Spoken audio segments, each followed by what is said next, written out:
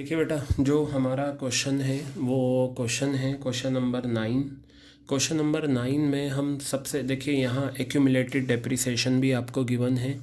Question number 9 start हुआ है page number S.68 पर, ये रहा, और ये कंटिन्यू है S.69 तक, यहाँ तक।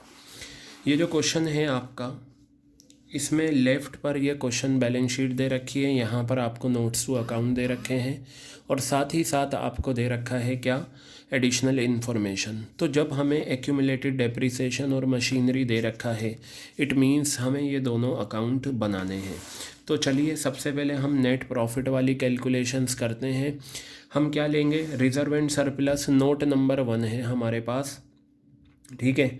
तो मैंने नोट नंबर 1 में नेट प्रॉफिट लिया क्लोजिंग माइनस ओपनिंग, मेरे पास कितना आ गया, 2 लाख। ये कैसे आया, रिजर्व एंड सरप्लस आपको दे रखा है कितना है, क्लोजिंग 6 लाख रुपए, और ओपनिंग कितना आपको दे रखा है, 4 लाख रुपए दे रखा है। तो क्लोजिंग माइनस ओपनिंग कितना आ जाएगा आपके पास, 2 लाख रुपए आ गया। अब इसके बाद बेटा आपको क्या करना है, ध्यान से सुनिएगा। आप लेंगे जनरल रिज़र्व, वो भी कहाँ मिलता है, जनरल रिज़र्व भी बेटा आपको मिलता है कहाँ पर, रिज़र्व एंड सरप्लस में। तो यहाँ देखिए note number 1 reserve and surplus का है, जब मैंने नोट 1 में देखा तो मुझे जनरल रिज़र्व नहीं गिवन। फिर तीसरा हम लेते हैं प्रपोज डिविडेंड। प्रपोज डिविडेंड आपको एडजस्टमेंट में होता है, वहाँ भी नहीं गिवन। फिर आपको गिवन होता है इंटरिम डिविडेंड, वो भी नहीं गिवन। अब आता है प्रोविज़न फॉर टैक्स। और बेटा प्रोविज़न फॉर टैक्स जो होता है ना, वो करंट लाइबिलिटीज़ की जो सब हेडिंग होती है शॉर्ट टर्म प्रोविज़न, उसमें गिवन होता है। तो मैं अगर शॉर्ट टर्म प्रोविज़न में देखूं तो यहाँ नोट नंबर नहीं दे रखा, इसी वजह से ये क्वेश्चन सबसे ज़्यादा इम्पोर्टेंट था, ठीक है। बच्चे कंफ्यूज हुए थे और 3 सॉल्यूशन इसके निकले थे। अब ज़रा बहुत ध्यान से सुनिएगा ये पॉइंट।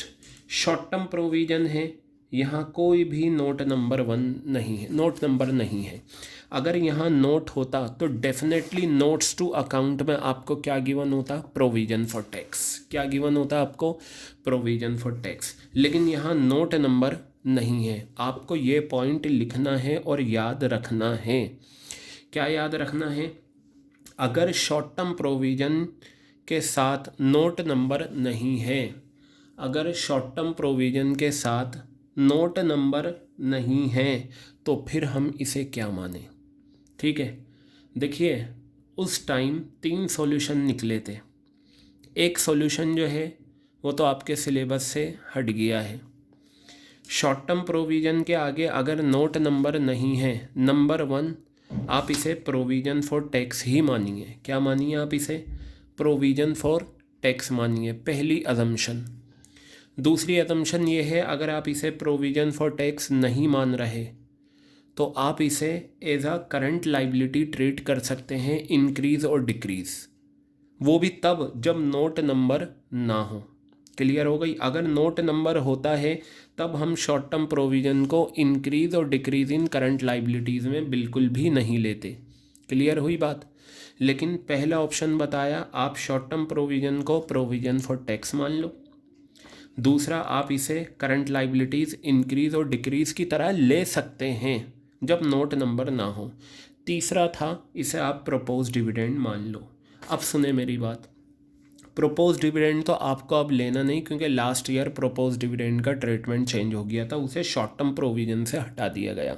तो एक अजम्पशन कि अगर नोट नंबर ना हो इसे प्रोपोज डिविडेंड मान ले, इसे तो आप बिल्कुल सिरे से हटा देना। तो अब हमारे पास 2 ऑप्शन आए। मैं शॉर्ट टर्म प्रोविज़न के आगे अगर नोट नंबर नहीं है इसे क्या मानूं, बेटा एक ही चीज़ फॉलो करना जो मैं बता रहा हूँ, आप इसे प्रोविज़न फॉर टैक्स मानना। सुने, आपके लिए आसानी है, अगर नोट नंबर होगा तब भी ये provision for tax he given होगा। अगर यहाँ नोट नंबर होता तो 100% आपको प्रोविज़न फॉर टैक्स गिवन होगा, और अगर आपको नोट नंबर नहीं दे रखा तब भी आप इसे प्रोविज़न फॉर टैक्स मानना। आप करंट लाइबिलिटीज़ इंक्रीज़ और डिक्रीज़ की तरह इसे बिल्कुल भी नहीं लेना, चाहे यहाँ नोट नंबर हो या ना हो। नोट नंबर है तो डेफिनेटली प्रोविज़न फॉर टैक्स मिलेगा, और नोट नंबर नहीं है तो आप इसे प्रोविज़न फॉर टैक्स मान लेना। अगर आप शॉर्ट टर्म प्रोविज़न को प्रोविज़न फॉर टैक्स मान रहे हो, जैसा कि हम इस क्वेश्चन में मान रहे हैं, तो करंट ईयर वाला क्या होता है, ऐड हो जाता है नेट प्रॉफिट में। तो मैं यहाँ लिख देता हूँ प्रोविज़न फॉर टैक्स। क्या लिखता हूँ मैं यहाँ पर? प्रोविज़न फॉर टैक्स लिखता हूँ। और बेटा इसे मैंने मान लिया क्या? Current year. क्या मान लिया मैंने? इसे करंट ईयर मान लिया। और ये कितना अमाउंट है आपका? 1,00,000 रुपये का अमाउंट है। ये 1,00,000 रुपये यहाँ पर आ गए। क्लियर हो गई बात ये? तो ये आपका 2,00,000 और ये कितना हो गया? 1,00,000, 3,00,000 रुपये मेरा आ गया। क्लियर है बात?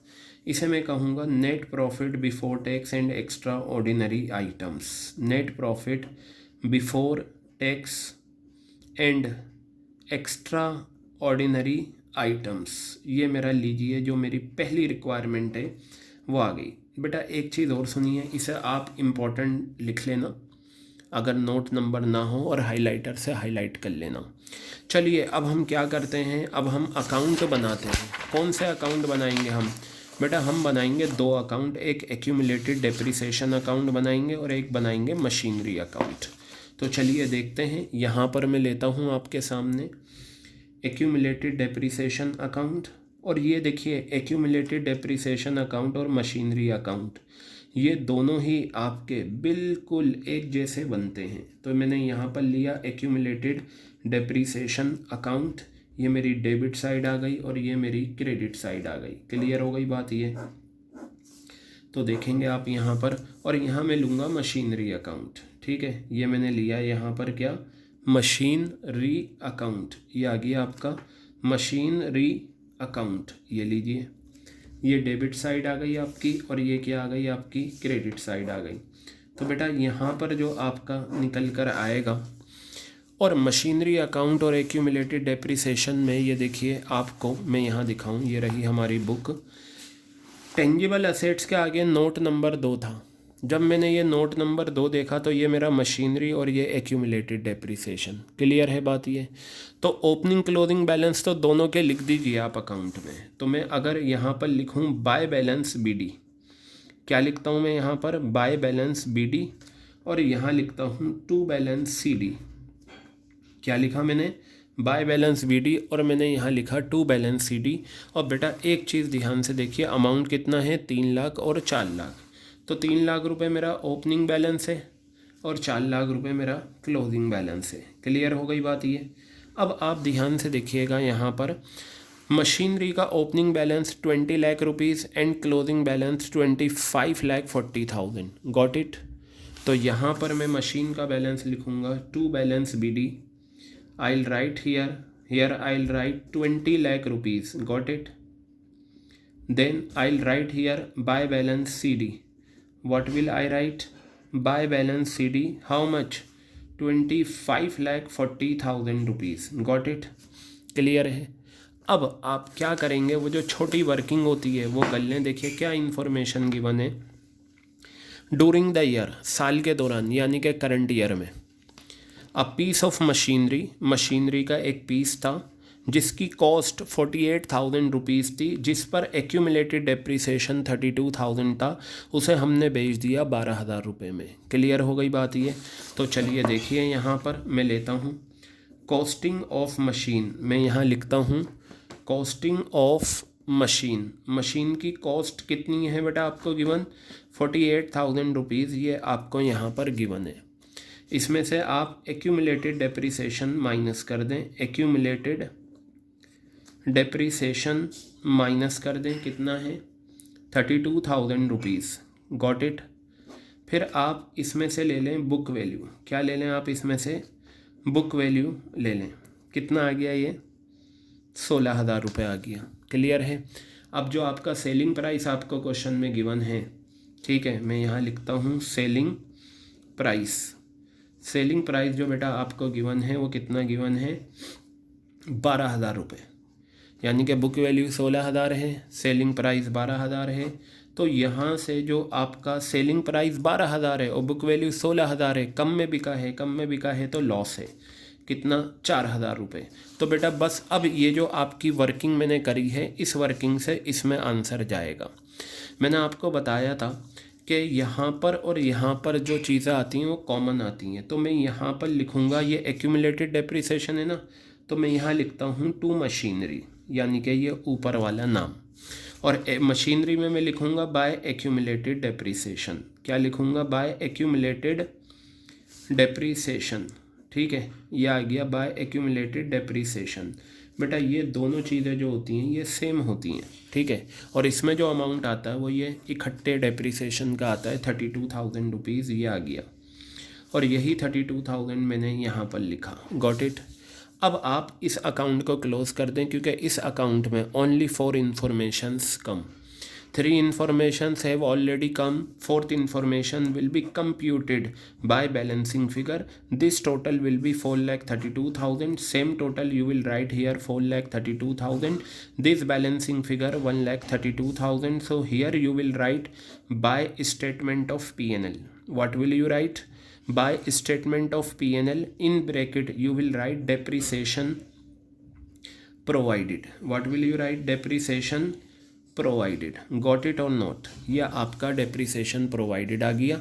अच्छा, मशीनरी अकाउंट बड़ा सिंपल है। इसमें क्या आएगा, यहाँ सेल आएगा, और सेल आने के बाद अगर लॉस है वो यहाँ दिखा दो, प्रॉफिट है यहाँ दिखा दो। तो सेलिंग प्राइस कितना है, 12,000 रुपये है। You will write here by bank, in bracket you will write sale. कितना आ गया, ये 12,000 रुपये आ गया। और लॉस कितना है, 4,000 रुपये है। So you will write here by statement of P&L, by statement of P&L bracket में आप लिखेंगे लॉस, और लॉस का अमाउंट कितना है, 4,000 रुपये। बस अब आप मशीनरी अकाउंट को क्लोज कर दें, और मशीनरी अकाउंट से जो आपका आंसर आएगा कितना आएगा, 25,40,000 रुपये ये आपको दे रखा है, ठीक है। 25,40,000 प्लस आपका 16,000 ये आ गया, फिर आपका 32,000 रुपीज़ आ गया। तो ये आ गया 25,88,000 रुपीज़, ये आ गया। Here you will right 25,88,000 rupees, ठीक है। तो यहाँ पर आप बैलेंसिंग फिगर करके ये आंसर निकाल लें, ये आपका आ जाएगा 5,88,000 रुपये। और बेटा इसे आप नाम देंगे to bank, in bracket you will write purchase, ठीक है। In bracket you will write purchase and this one will be balancing figure. क्या होगा, ये आपका बैलेंसिंग फिगर होगा। सो इन दिस मैनर आपका वर्किंग नोट्स तैयार होता है, ठीक है। तो चलिए अब हम आगे बढ़ते हैं और अपना सॉल्यूशन करते हैं। तो यहाँ देखिए, मैं यहाँ पर पेज नंबर मेंशन करूँगा। क्वेश्चन नंबर 9 है और ये पेज नंबर है S.68। क्लियर है बात, ये S.68 यहाँ पर ये आ गया। कैपिटल लेटर्स में आप लिखेंगे कैश फ्लो स्टेटमेंट। नाम ज़रूर लिखना स्टेटमेंट का, ताकि पता चले कि आपने कौन सा स्टेटमेंट बनाया है, ठीक है। फॉर द ईयर एंडेड, क्या लिखेंगे आप यहाँ पर, फॉर द ईयर एंडेड 31 मार्च, और जो करंट ईयर है वो 14 है, ठीक है। आपको पता है पूरे पेज पर तो फॉर्मेट बनना ही बनना है ये आपका। तो लीजिए हम पूरे पेज पर फॉर्मेट बनाते हैं। ये आपका फॉर्मेट आया। नंबर ए पर हम लेंगे cash flow from operating activities. ये लीजिए cash flow from operating activities, ये लो बेटा cash flow from operating activities मैंने यहाँ पर ये लिया, ठीक है। क्लियर है। तो अब आप यहाँ पर ध्यान से देखिएगा, cash flow from operating activities जो मैं यहाँ लूँगा, ठीक है। इसमें आप सबसे पहले लिखते हैं net profit before tax and extra ordinary items. Net profit before tax and extra ordinary items, extra ordinary items, ठीक है। ये आपका आ गया। ये आंसर आपने ऑलरेडी निकाला था। कितना निकाला था आप देखें, ये आपने आंसर निकाला था, ये रहा 3 लाख रुपए। तो बेटा ये 3 लाख रुपए मैं यहाँ पर लिख देता हूँ। ये 3 लाख रुपए आपका ये आ गया। क्लियर है। अब इसमें आप ऐड करेंगे आइटम्स टू बी एडिड। क्या ऐड करेंगे, आइटम्स टू बी एडिड, ठीक है। मैंने आपको बताया था आइटम्स टू बी एड, मैं है ना आपको एक रिकॉर्डिंग में ये सारी चीज़ें बता दूंगा कि ऑपरेटिंग में कहाँ से कैसे शुरुआत करनी है, इन्वेस्टिंग में कैसे करनी है, और आपको फाइनेंसिंग में कैसे करनी है। वैसे हर क्वेश्चन में मैं बताता हुआ आ रहा हूँ, लेकिन रिटर्न में मैं आपको लिख दूंगा तो वो आपको याद रहेगी। आइटम्स टू बी एडेड में सबसे पहला तरीका ये है कि आपने अगर अकाउंट बनाए हैं तो वहाँ से लॉस और डेप्रिसिएशन ले लो। तो दोनों ही चीज़ें हमें इस क्वेश्चन में मिलेंगी। हमें डेप्रिसिएशन कितना मिलेगा 1,32,000 और लॉस हमें मिलेगा 4,000। तो बेटा मैं यहाँ लिखता हूँ डेप्रिसिएशन ऑन मशीनरी, ये लीजिए डेप्रिसिएशन ऑन मशीनरी, ये मेरा अमाउंट आ गया कितना 1,32,000 का मेरा अमाउंट ये आ गया।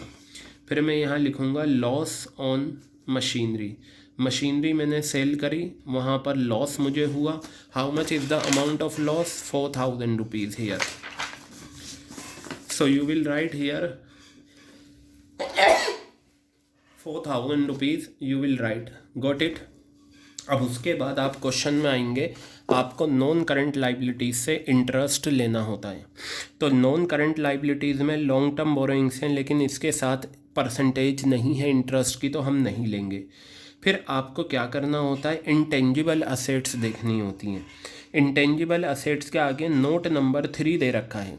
तो अगर मैं नोट नंबर 3 में आऊँ तो गुडविल आपको दे रखी है 2,24,000 प्रीवियस ईयर में है, करंट ईयर में 80,000 है। तो बेटा कम हो रही है। अभी तक हमने जितने क्वेश्चंस करे थे उसमें क्या था, इंक्रीज हो रही थी। गुडविल अगर इंक्रीज होती है तो वो परचेज ऑफ गुडविल इन्वेस्टिंग का पार्ट बनता है, और अगर गुडविल कम होती है तो ये हमारा क्या होता है, आइटम्स टू बी एडिड में आता है, और इसे हम बोलते हैं गुडविल एमोटाइज्ड। क्या बोलते हैं हम इसे, गुडविल एमोटाइज्ड, गुडविल एमोटाइज्ड। क्लियर है। तो ये अगर आप डिफरेंस लेंगे तो ये आपका आंसर आएगा 1,44,000 रुपीज़ आपका आ गया। तीनों को ऐड करके आउटर कॉलम में लिख दें आप, ठीक है, 10, 8, 2,80,000 आ गया। तो बेटा अब आइटम्स टू बी एडिड आपका आ गया, आइटम्स टू बी डिडक्टेड आपको क्वेश्चन में कहीं पर भी गिवन नहीं है। देखिए आइटम्स टू बी डिडक्टेड में 4 चीज़ें आती हैं। नंबर 1 प्रॉफिट है नहीं क्योंकि लॉस निकल गया है। इंटरेस्ट रिसीव्ड आपको गिवन नहीं है। डिविडेंड इनकम आपको गिवन नहीं है। रेंट आपको गिवन नहीं है। तो अगर आप यहाँ लिखेंगे less items to be deducted और डैश डालेंगे, आपको मार्क्स तब भी नहीं मिलने, क्योंकि उस पर मार्क्स है ही नहीं। क्लियर है बात आपके ये। तो बेटा आप एक काम करें, वो ना लिखें और डायरेक्ट अपना operating profit before working capital changes निकाल लें। तो मैं यहाँ लिखूँगा operating profit before working capital changes, working capital changes, ठीक है। तो ये बेटा 3 लाख में 2,80,000 ऐड करोगे, कितना आ गया, 5,80,000 रुपये आ गया। क्लियर है बात ये। अब आप ये जो 5,80,000 रुपये आपका आया है, इसमें आप क्या करेंगे, ऐड करेंगे इंक्रीज़ इन करंट लाइबिलिटीज़। इसमें मैं ऐड करूँगा increase in current liabilities, increase in current liabilities and decrease in current assets, increase in current liabilities and decrease in current assets. Got it, ये आपका आ गया। चलो बेटा आप करंट लाइबिलिटीज़ चेक करते हैं कौन सी इंक्रीज़ हुई हैं। बैलेंस शीट ये आपके सामने है, ठीक है। करंट लाइबिलिटीज़ में ट्रेड पेबल्स हैं हमारे, ये कम हुए हैं। कम वाले हमें नहीं लेने, क्योंकि हमें क्या लेना है, इंक्रीज़। शॉर्ट टर्म प्रोविज़न मैंने प्रोविज़न फॉर टैक्स मान लिया था, तो इसे नहीं लेंगे। तो पता चला जो मेरा करंट लाइबिलिटीज़ इंक्रीज़ है वो इस क्वेश्चन में नहीं गिवन। अब मैं आ जाता हूँ करंट असेट्स डिक्रीज़ की तरफ। करंट इन्वेस्टमेंट किसका एग्जाम्पल है, कैश इक्विवेलेंट का, तो ये उसमें जाएगा। मुझे क्या लेना है, मुझे लेना है डिक्रीज़ इन करंट असेट्स। 2,42,000 से 2,58,000 हो गया। इन्वेंट्रीज बढ़ रहा है, मुझे कम लेना है, लिमिट। ट्रेड रिसीवेबल्स भी बढ़ रहे हैं। तो पता चला ये पार्ट आपको क्वेश्चन में गिवन ही नहीं। अब आप पूछें सर जब ये गिवन ही नहीं तो हमने लिखा क्यों, बेटा आपको पता तब चलेगा जब आप लिख देंगे। क्लियर हो गई बात ये। तो लिखें, लिखने के बाद अगर नहीं गिवन तो डैश डाल दें, और है तो लिख लें। चलिए अब इसमें आएगा इसका उल्टा। तो ये इंक्रीज था, तो ये आपका आ जाएगा डिक्रीज इन करंट लाइबिलिटीज़। कितना आ गया ये, decrease in current liabilities and increase in current assets. Current assets का इंक्रीज हम लेंगे और डिक्रीज इन करंट लाइबिलिटीज़ हम लेंगे। क्लियर हो गई बात ये। तो देखिए बेटा ये आपका आ गया। करंट लाइबिलिटीज़ जो डिक्रीज़ होने वाली हैं उनमें अगर आप देखें तो ट्रेड पेबल्स 4,08,000 से 3,58,000 हो गए। 3,58,000 ये आपका आ गया 50,000 रुपये। ठीक है, कितना आ गया? 50,000 रुपये। तो बेटा मैं यहाँ पर लिखूँगा ट्रेड पेबल्स। क्या लिखूँगा मैं यहाँ पर? ट्रेड पेबल्स लिखूँगा और मैं यहाँ लिख दूँगा 50,000 रुपये, ये मेरा आ गया। क्लियर है बात? अब इसके बाद आप लेंगे करंट असेट्स इंक्रीज़ वाला। तो करंट असेट जो आपका इंक्रीज़ हुआ है उसमें इन्वेंट्रीज़ हैं, उसमें ट्रेड रिसीवेबल्स हैं। तो आप यहाँ देखिए इन्वेंट्रीज़, ये आ गया आपका इन्वेंट्रीज़। ठीक है, कितना है? 2,42,000 से 2,58,000 हो गया, 16,000 से इंक्रीज़ हो गया। और फिर आप लेंगे ट्रेड रिसीवेबल्स। तो यहाँ आप लेंगे ट्रेड रिसीवेबल्स, ये आ गया ट्रेड रिसीवेबल्स। 2,86,000 से 3,40,000 हो गया, ये आपका 54,000 आ गया। कितना आ गया? 54,000 रुपीज़। क्लियर है बात? 3,40,000 माइनस 2,86,000, 54,000 हो गया। अब तीनों फिगर को ऐड करके बाहर लिख दें तो ये 50 1,20,000 आ गया। क्लियर है बात? ये तो ये आपने क्लोज कर दिया। तो बेटा अब आप यहाँ पर क्या करेंगे, इसमें फिर 5,80,000 में आप क्या करें, ये 1,20,000 माइनस करें तो आपका आंसर आ जाएगा 4,60,000 रुपये। ये मेरा आंसर आ गया। क्लियर है बात? ये अब आप यहाँ पर एक काम करेंगे, इसे नाम देंगे कैश जनरेटेड फ्रॉम ऑपरेशंस, यानी कि जो बिज़नेस हमने करा है उससे हमने कितना कैश जनरेट कर लिया? 4,60,000। लेकिन सरकार ये कहती है भाई तुमने पैसा कमाया है तो हमें इनकम टैक्स दो। तो चलो जी इनकम टैक्स पेड कर देते हैं हम। ये जो इनकम टैक्स हम पेड करते हैं ये होता है प्रोविज़न फॉर टैक्स का प्रीवियस ईयर। तो ये शॉर्ट टर्म प्रोविज़न को मैंने इस क्वेश्चन में क्या माना था? Provision for tax. और मेरा प्रीवियस ईयर का अमाउंट कितना है? 1,54,000। कितना अमाउंट है मेरा? 1,54,000 है। तो बेटा देखिए 1,54,000 रुपीज़ अगर मैं यहाँ पर माइनस कर दूँ तो ये मेरा आंसर आ जाएगा 3,06,000 रुपये। ये देखिए ये 3,06,000 रुपये मेरा आंसर आ गया। और इसे मैं नाम दूंगा कैश इनफ्लो, इसे मैं नाम दूंगा cash inflow from operating activities. Cash inflow from operating activities, ये लीजिए। तो मेरा ऑपरेटिंग एक्टिविटीज़ से जो कैश इनफ्लो है वो कंप्लीट हो गया। कैश इनफ्लो मेरा ऑपरेटिंग एक्टिविटीज़ से क्या हो गया? कंप्लीट हो गया। अब हम बढ़ते हैं कहाँ पर? आगे की तरफ बढ़ते हैं और हम निकालते हैं इन्वेस्टिंग एक्टिविटीज़ से क्या इनफ्लो या आउटफ्लो। तो बी पार्ट आप देखिएगा, ये मेरा बी पार्ट है। ठीक है, मैं यहाँ लिखूँगा cash flow from investing activities. क्या लिखूँगा मैं यहाँ पर? Cash flow from investing activities. ये लीजिए बेटा cash flow from investing activities मेरा यहाँ पर ये आ गया। तो अगर मैं इन्वेस्टिंग एक्टिविटीज़ निकालता हूँ तो सबसे पहले आप इसे किससे बनाएंगे? नॉन करंट असेट से। इसी से ही बनता है। नॉन करंट असेट्स में टेंजिबल असेट्स है 2 नंबर, इंटेंजिबल असेट्स है 3 नंबर। तो टेंजिबल असेट्स में 2 नंबर आपने देखा मशीनरी। तो आपने तो मशीनरी अकाउंट बनाया था। मैंने आपको बताया था कैश फ्लो स्टेटमेंट में जब आप कोई अकाउंट बनाते हैं तो फिर सारी इन्फॉर्मेशन अकाउंट से लिखी जाती है, ना कि बैलेंस शीट से और नोट्स टू अकाउंट से। तो मशीनरी अकाउंट से आपको क्या मिलेगा? Sale and purchase. तो मैं यहाँ लिखता हूँ sale of machinery. What will I write? Sale of machinery. और मैं यहाँ लिखूँगा परचेज ऑफ मशीनरी। क्या लिखूँगा मैं यहाँ पर? Purchase of machinery. तो सेल ऑफ मशीनरी आपका ये आ गया कितना? 12,000 रुपये। तो मैं यहाँ पर लिखता हूँ सेल ऑफ मशीनरी 12,000 रुपये। इनफ्लो होगा बेटा क्योंकि ये मेरा पैसा आ रहा है। और अगर मैं मशीनरी ख़रीदा मैंने 5,88,000, तो मैं यहाँ पर लिखूँगा 5,88,000 rupees. I will write here. ये आ गया मेरा। तो मेरा जो फाइनल आंसर निकल कर आएगा यहाँ पर 5,80,000 और मेरा ये 12,000 है।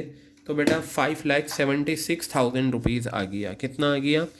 ब्रैकेट में आ गया 5,76,000 रुपये। और क्योंकि ये ब्रैकेट में है इस वजह से मैं इसे नाम दूंगा cash used in investing activities. Cash used in investing activities. ये लीजिए ये मेरा cash flow from investing activities आ गया है। क्लियर है बात? ये अब आप निकाल लीजिए यहाँ पर C part, cash flow from financing activities.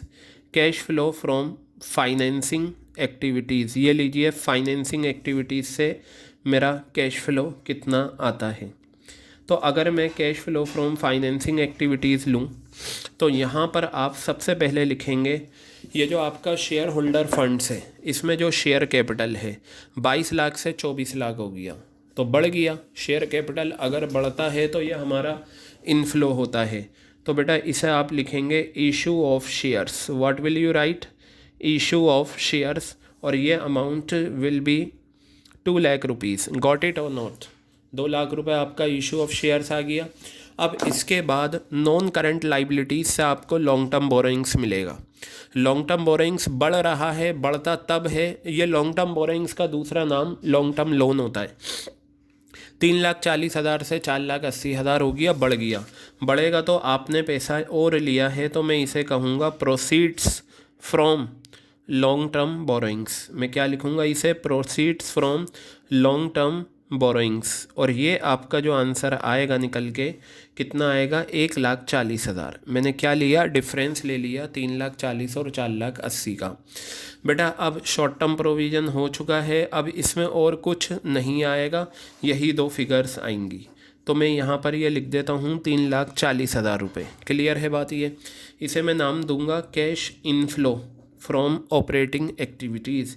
Cash inflow from operating activities, ये लीजिए। तो मेरे पास इस क्वेश्चन में तीनों एक्टिविटीज़ के आंसर आ गए। बस अब मैं क्या करूँगा, तीनों एक्टिविटीज़ से ए का आंसर ये है, बी का ये है, सी का ये है, तीनों को ऐड कर लेता हूँ, ए बी सी। ठीक है, तीनों का जो आंसर आएगा कितना है? ये पॉजिटिव 3,06,000 है, और ये नेगेटिव है 5,76,000 है, और ये आपका 3,40,000 है। ठीक है, तो अगर आप इसका फाइनल आंसर निकालें तो बेटा ये आपका फाइनल आंसर आएगा 3,40,000 प्लस 3,06,000 प्लस माइनस 5,76,000, ये आपका 70,000 रुपये आ गया। तो जो फाइनल आंसर है मैं यहाँ पीछे लिख देता हूँ ताकि यहाँ पर मेरा आसानी से बाकी आंसर आ जाए। तो मेरा ये 70,000 रुपीज़ आ गया, और इसे मैं नाम दूंगा क्या? Net increase in cash and cash equivalents. ठीक है, अब इसमें आप क्या करेंगे, इसमें आप ऐड कर दें opening cash and cash equivalents.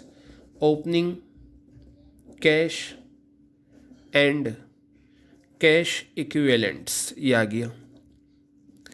तो ओपनिंग ऐड करने के बाद आपका जो आंसर आता है वो क्या आता है? Closing cash and cash equivalents, ये आ गया कैश इक्विवेलेंट्स। क्लियर है? तो चलिए देखते हैं opening cash and cash equivalent. इसमें आपको करना क्या है, करंट इन्वेस्टमेंट आपको दे रखा है ओपनिंग क्लोजिंग, और कैश एंड कैश इक्विवेलेंट भी दे रखा है। तो मैंने आपको बताया था करंट इन्वेस्टमेंट जो होता है वो एग्जाम्पल है कैश इक्विवेलेंट का। अगर करंट इन्वेस्टमेंट दे रखा है तो आप ओपनिंग वाले कैश एंड कैश इक्विवेलेंट में ओपनिंग वाला ऐड कर दें, और क्लोजिंग वाले में क्लोजिंग वाला ऐड कर दें। करंट इन्वेस्टमेंट को कभी भी आप इंक्रीज़ और डिक्रीज़ के तौर पर नहीं लेंगे। तो ये 3 लाख और 7,50,000, तो ये देखिए मैं यहाँ लिखता हूँ 7,50,000 प्लस 3 लाख। तो अगर दोनों फिगर को मैं ऐड कर दूं तो ये मेरा 10,50,000 आ गया। 10,50,000 में 70,000 आप ऐड करेंगे तो ये 11,20,000 आ गया। अब मैं देखता हूँ यहाँ पर क्या मेरा यही आंसर आ रहा है। तो मैंने यहाँ पर देखा मेरा ये क्लोजिंग कितना है, 6,40,000 है, और ये मेरा क्लोजिंग कितना है, 4,80,000। तो मैंने यहाँ लिखा 6,40,000 प्लस 4,80,000। दोनों फिगर को अगर मैं ऐड कर दूं 6 4 10 10 80 11,20,000 रुपये मेरा आंसर आ गया। तो पता चला ये मेरा कंप्लीट आंसर हो गया। तो बेटा आप यहाँ पर देखिएगा, अब ये जो आपको गिवन है ये आपका कंप्लीट सॉल्यूशन है, ये रहा, और यहाँ पर ये आपका कंप्लीट सॉल्यूशन आ गया। ये लीजिए, ये आपका कैश फ्लो स्टेटमेंट बन गया है। ये हमारा था question number 9 page number S.68 पर। अब सुने मेरी बात, बिल्कुल ऐसा ही क्वेश्चन मैं आपको होमवर्क में दे रहा हूँ, क्वेश्चन नंबर 8। ठीक है, ये देखिए बिल्कुल सिंपल है। यहाँ भी शॉर्ट टर्म प्रोविज़न के आगे नोट नंबर नहीं है, तो आप इसे प्रोविज़न फॉर टैक्स मान लेना। ठीक है, क्लियर हो गई बात। और देखिए टेंजिबल असेट्स के आगे 2 नंबर है, मशीनरी एक्यूमुलेटेड डेप्रिसिएशन और इसकी ये एडजस्टमेंट। मतलब ये जो क्वेश्चन है ना, question number 8 will be done just as you have done question number 9। The only difference is that figures are change, otherwise all the things are same. सारी चीज़ें सेम हैं, सिर्फ फिगर्स अलग हैं। बाकी ऑलमोस्ट इवन आइटम्स भी सारी almost आपको सेम दे रखी हैं, सिर्फ अमाउंट चेंज कर रखा है। तो बेटा इस क्वेश्चन को मुझे समझाने की ज़रूरत नहीं। क्वेश्चन नंबर 8 आपका बन जाएगा होमवर्क, क्योंकि ये बिल्कुल क्वेश्चन नंबर 9 है, सिर्फ फिगर्स चेंज हैं। क्लियर हो गई बात। तो आप ये क्वेश्चन प्रैक्टिस कर लेना, फिर उसके बाद क्वेश्चन नंबर 8 अपने असाइनमेंट का, अपनी बुक का, अपने रजिस्टर में कर लेना। ठीक है।